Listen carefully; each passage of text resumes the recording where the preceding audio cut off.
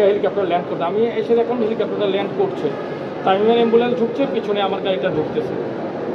খুব অ্যাম্বুলেন্সটা খুব দ্রুততার সঙ্গে যাচ্ছে। তো গেল, আমিও গাড়ি থেকে নামলাম, নামার পরে যখন তামিমের কাছে গেলাম যে তামিমকে নামাবে, হ্যাঁ, অ্যাম্বুলেন্স থেকে নিয়ে হেলিকপ্টারে শিফট করবে, তখন তামিম ইকবালের মধ্যে আমরা পুরাইটাই অচেতন।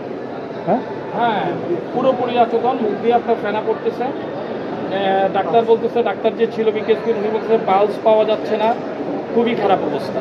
এর মধ্যে ডালিম পাঞ্চ করতেছে, তাদের যে প্রাথমিক ট্রিটমেন্টটা দেওয়ার, মানে এতই বাজে অবস্থা। তখন আমি সঙ্গে সঙ্গে ডাক্তার সাহেব, আমরা কি তাকে হেলিকপ্টারে ঢাকা নিব নাকি আমরা আবার হসপিটালে ব্যাক করবো, কোনটা?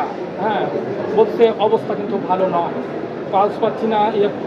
অবস্থাটা আমি তো তামিমকে পায়ের দিকে আমি এরকম করতেছি, তামিম বলে ডাকতেছি, কোনো প্রকার রেসপন্স নাই। ডাক্তার বলতেছে দাদা খুব তো সঙ্গে সঙ্গে ডাক্তার যখন বললো যে না, নেওয়াটা ঠিক হবে না, সঙ্গে সঙ্গে বললাম তাহলে হসপিটালে ব্যাক করেন। আমরা আবার ট্রলি দিয়ে, সিদ্ধান্তটা আপনি নিচ্ছিলেন হসপিটালে ব্যাক, ট্রলি দিয়ে জিনিসটা ভেতরে নিয়ে, হ্যাঁ, ডাক্তারের পরামর্শক্রমে আমি বললাম যে যেহেতু আমি ম্যাচরেফি ছিলাম, আমাদের একটা তো সিদ্ধান্ত তো নিতে হবে। আমি ওই জায়গায় আমি বললাম যে হসপিটালে চলে আমরা ব্যাক করি। হ্যাঁ, যেহেতু ডাক্তারের সিদ্ধান্তটাও তাই যে অ্যাটেন্ড করলে ভালো হবে, তখন আমি বললাম যে ঠিক আছে আমরা মুভ করো হসপিটালে। তো আমরা যখন গাড়ি নিয়ে হসপিটালে মুভ করি, রাস্তায়ও কিন্তু 4-5 মিনিটের মধ্যে আমরা পৌঁছায় যাই, কোনো জ্যাম ছিল না। তখন গাড়ির মধ্যেও কিন্তু তার ট্রিটমেন্ট চলতেছে, ডাক্তার এবং ডালিম, আমি সামনের সিটে বসা।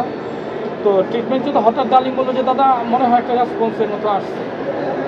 হ্যাঁ, এর মধ্যে আমি টিকিট বোর্ডে যোগাযোগ করি, সিও সুজন ভাই, ফারুক ভাই, ওনাদের সঙ্গে কথা বলি। কথা বলার পরে আমি বললাম যে আমরা যেন গিয়ে, আপনার একটু ফজিলতুন্নেস আবার যোগাযোগ করেন যেন আমরা গিয়েই যেন ট্রিটমেন্টের পর্যাপ্ত ব্যবস্থাটা পাই ইমার্জেন্সিতে।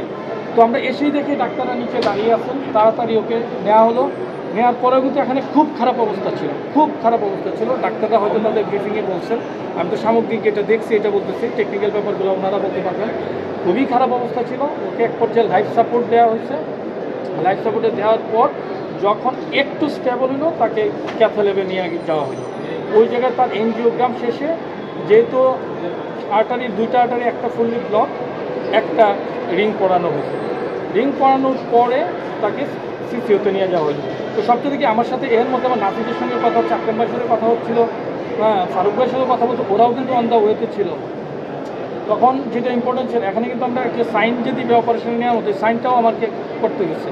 সো সব কিছু মিলিয়ে কিন্তু ডিসিশনগুলো অত্যন্ত কঠিন ছিল। তারপরেও যে পরম করুণাময়ের তামিম ইকবাল যে ওই জায়গা থেকে ব্যাক করে, এটা আপনারা না দেখলে, এখন তো অনেকেই আসছে, হ্যাঁ, এটা কাছাকাছি যারা আমরা 3-4 জন ছিলাম, মুর্তজাও ছিল, মানে এটা না দেখলে এটা বিশ্বাস করবার মতো না। এটা আমার এন্টায়ার কেরিয়ারে আসলে আমি এরকম টাফ ডিসিশন এবং আমরা যে সমন্বিতভাবে সিদ্ধান্তটা নিচ্ছি, আমরা 3-4 জন, মনে হয় সিদ্ধান্তটা এখন মনে হচ্ছে যে সিদ্ধান্তটা ভালো ছিল। সিদ্ধান্তটা নিচ্ছেন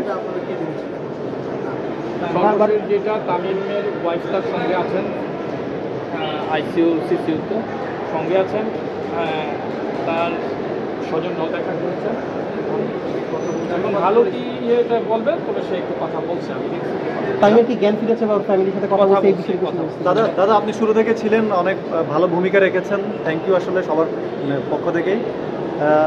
এখানে একটা বিষয় কি, তামিম ইকবাল টুর্নামেন্ট শুরুর আগে একটা কথা বলছিলেন যে রোজার মধ্যে প্রিমিয়ার লিগ খেলাটা টাফ, এবং তিনি নিজে বলছেন এটা নিয়ে কোনো কথা না বলি না।